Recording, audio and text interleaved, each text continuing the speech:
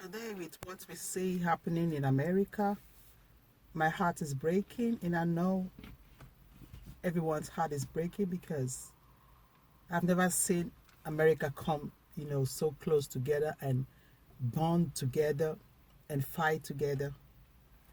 And it breaks my heart because I have boys, I have all boys, and I'm scared of what might happen.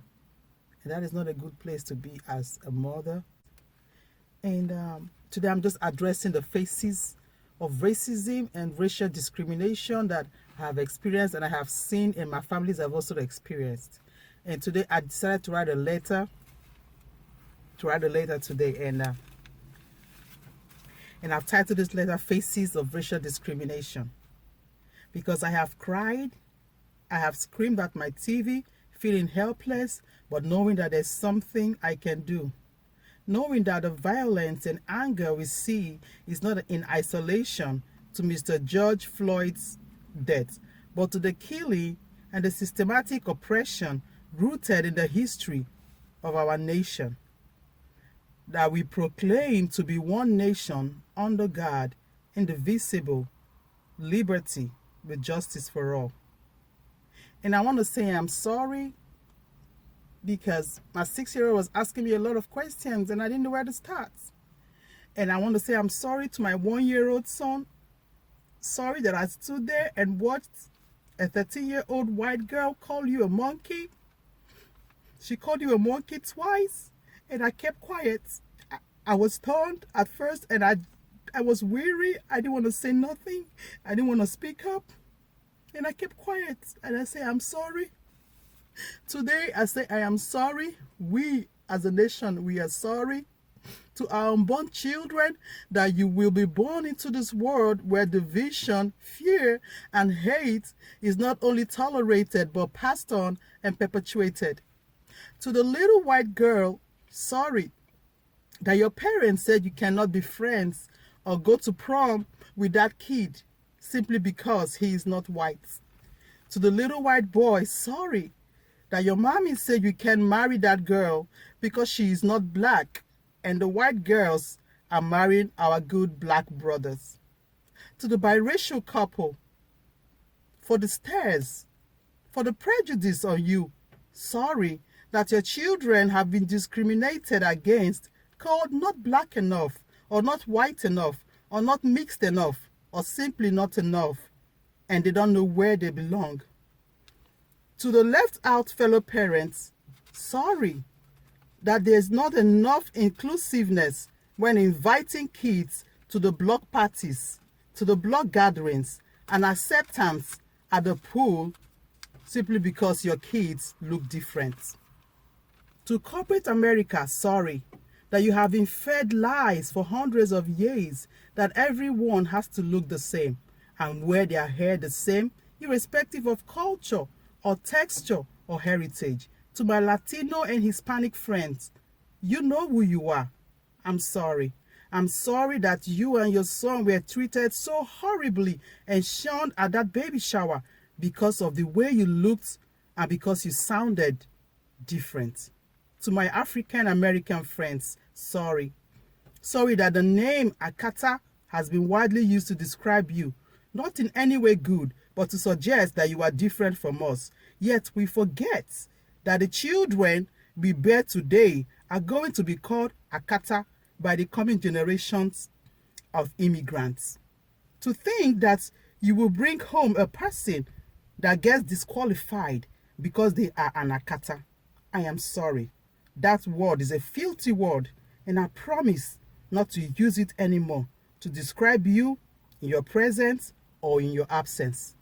To my black friends, I am sorry that the cops are still called on you because you are simply walking or strolling in the park or doing your job as a UPS man, as a mailman, or around the neighborhood, and you are harassed simply because of the way you look and simply because they feel threatened by your color. To my white friends, I am sorry that you have been scoffed upon and disliked because you look different or your hair looks different. To that white kid, black, Indian, Asian, Latino, Hispanic, brown, whites, that I was taught to be biased because someone else doesn't look like you or have your skin color. I'm sorry. We, the adults, have failed you, and we promise to make a change, to let you grow up, experience other cultures, food, music, and form your own opinion based on your singular interaction, and above all, to know that color never ever matters. That we are a human race, and we all bleed red. I promise to fight every prejudice and bigotry I come to face. I will no longer keep quiet. I will speak up against it and defend what is honest, accepting, inclusive, and just.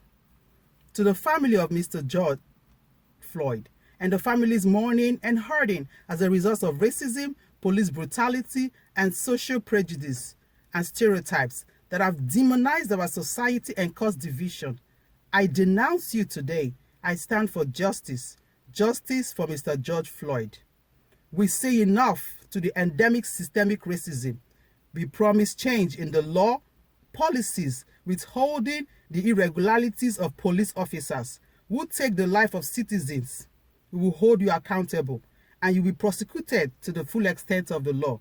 We will end the code of silence by officers who cover for other officers in the name and in the face of evil. America is on fire. Our humanity is on fire, and blacks are violated. We want to trust our police officers. We love them. We cherish them. We appreciate all they do. And we also want to be free. We want reforms. We will reform, and we will one day see love, peace, and justice. And like J.F. Kennedy said, he said, those who make peaceful revolution inevitable will make violent revolution inevitable. My heart and prayers are with those that are hurting. Are with those that are hurting, because our hearts are hurting.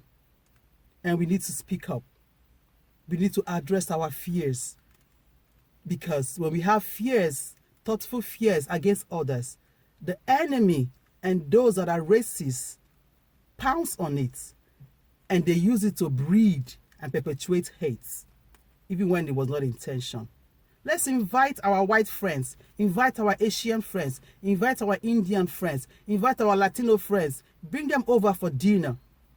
Don't just have them as a friend. Bring them over for dinner. Bring them into your home so your neighbors see a white family coming out of your home. So your neighbors see a black family coming out of your home, and they know that we are one, and we will get to know each other.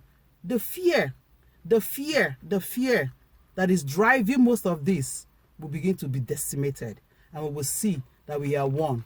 And color is nothing but an inch deep. We all bleed blood. Haven't you wondered when we go to donate, you can donate to a white, to a black, to an Asian? That is because we are all the same. We are all the same. But today we are standing in solidarity for justice for Mr. George Floyd. We want the full extent of the law to come to pass. Our heart is breaking, and we pray for peace through these ashes.